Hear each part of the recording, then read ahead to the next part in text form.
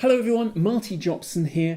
Welcome to Micro Minute. Today I have inside this little Tupperware here a domestic house spider, and I'm going to be putting that under my microscope here. But before I do that, I should say arachnophobes, maybe not this Micro Minute is for you. So let's have a little closer look on the desk camera here. So I've got it.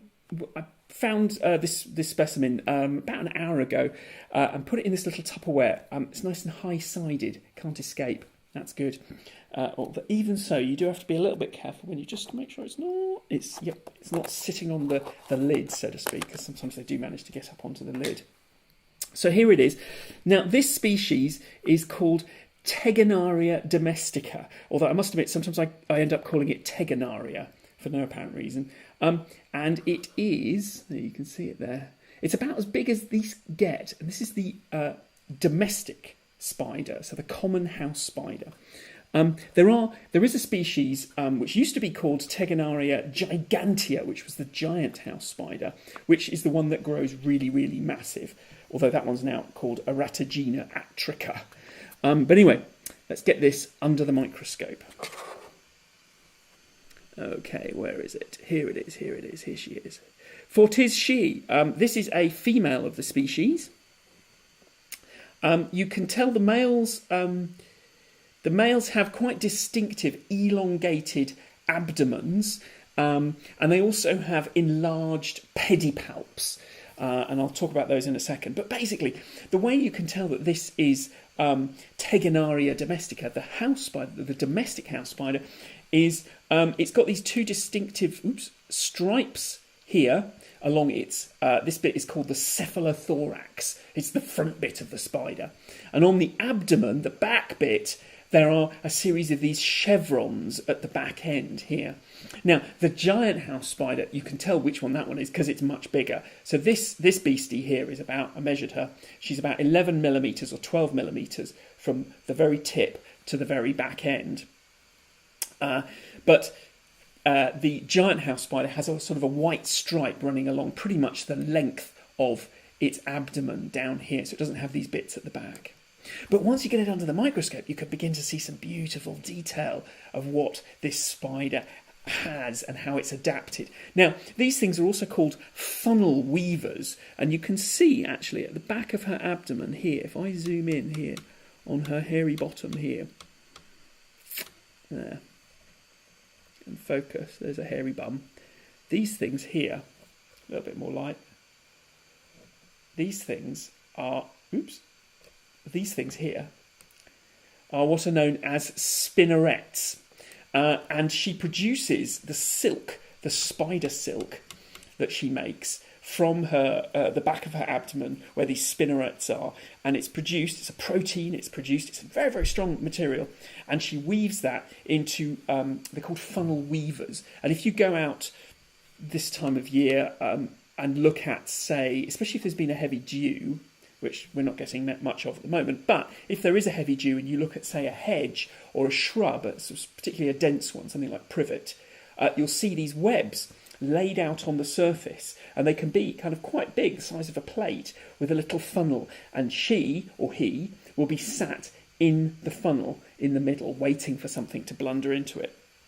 But even so, she's still got these amazing eyes that allow her to sort of see her prey. Not quite like the jumping spider. She's behaving really well. There she is, look at that. Let's go right in on her eyes. Like that. And you can see she's got 2 rows of eyes. 1, 2, 3, 4, and then another one set just below that. So she's got 8 eyes, all facing forwards because she's a hunter, let's face it. She has a web, and things blunder into the web, but she's still got to run over and catch it and sort of kill it that way. But I spoke about the difference. One of the differences with the males is the pedipalps.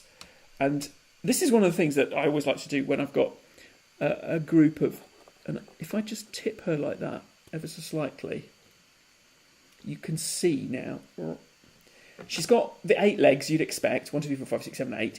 And then at the front, she's also got this thing, and there's one just there. If I tip it, you can see there.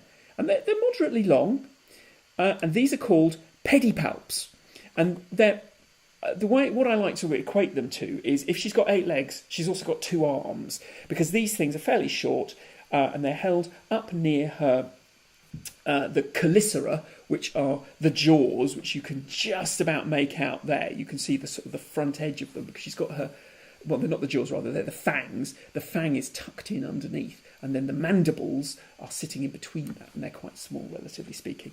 But the pedipalps are there to sort of help manoeuvre the prey, because she will run out, snag something, and then wrap it in silk, which she'll get from her abdomen, and wrap it around. So, what else can I show you on this thing? Well, it's quite nice to look at the toes of a spider. She's being incredibly well behaved. Normally these things are charging around like crazy. There. Look at that. Let's get it right in the middle of the screen. Oops. As always, moving stuff around is quite tricksy.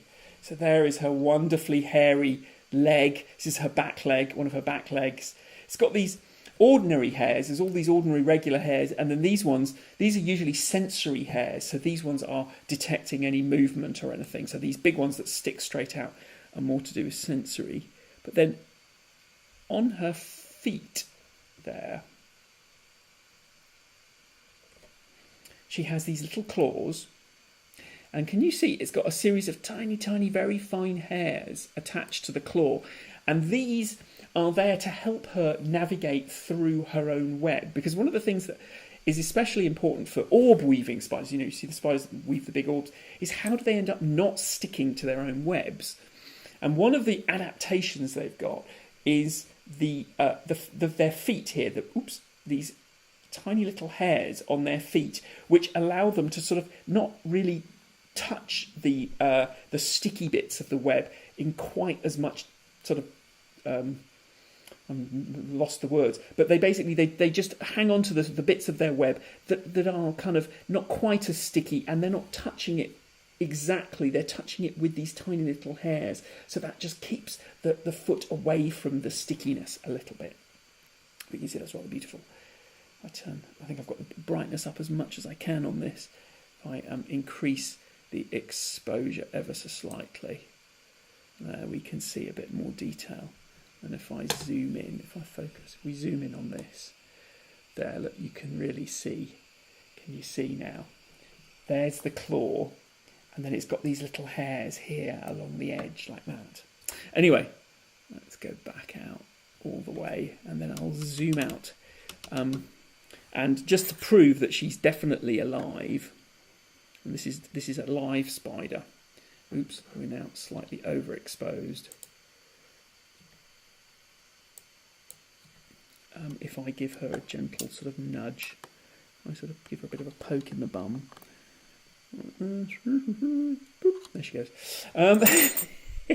Sorry. But you can see, and you can really see her pedipalps clearly there now, because there's one and there's the other. Okay, let's position her nicely like that.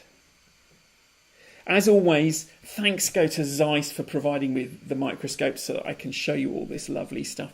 If you've not gone to the YouTube channel, please take a look at it. I've tweeted a link that you will be able to get through to it. You can subscribe, and that way you're never going to miss a Micro Minute, and you can see the entire back catalogue, and also some longer form videos that I've done when I've done full on lectures, and also a few other little bits and bats that are there. Okay, I think that's all the time I've got time for. Thanks again for watching. We'll see you next time. Bye-bye.